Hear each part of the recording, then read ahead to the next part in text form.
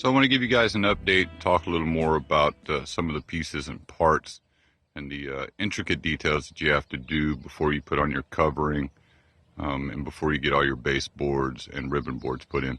So we're going to talk about the clamps. Yesterday we did some concrete and I'll go back by those and show you what that looks like. But today we're going to really focus on the clamps because we have a lot of holes to drill and tech screws to put in into each of the clamps going into your purlins, into your arches. So let's look at that a little closer. So at each one of your purlins and arches, you have a clamp like this. We've already put the tech screws in here to hold these two portions of the arch together. Then we put all the clamps on to hold the purlins of the arches. Now we have to put tech screws, according to the manufacturer, we have to put tech screws on these clamps into each pole. So we're going to put one tech screw here and one tech screw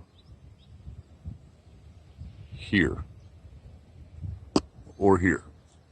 Opposite corners would be better. One up here and one down here.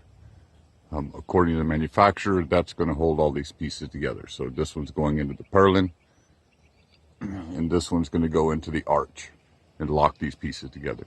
We have to do that on every one of these clamps all the way down on all the purlins. So it's going to take a little time. It's not hard work, it's just tedious work and a lot of movement of the ladder. And here's the concrete that we poured yesterday. All of these holes are now set with our tie downs in place, which is good. I wanted to get all the concrete work out of the way. That's now done.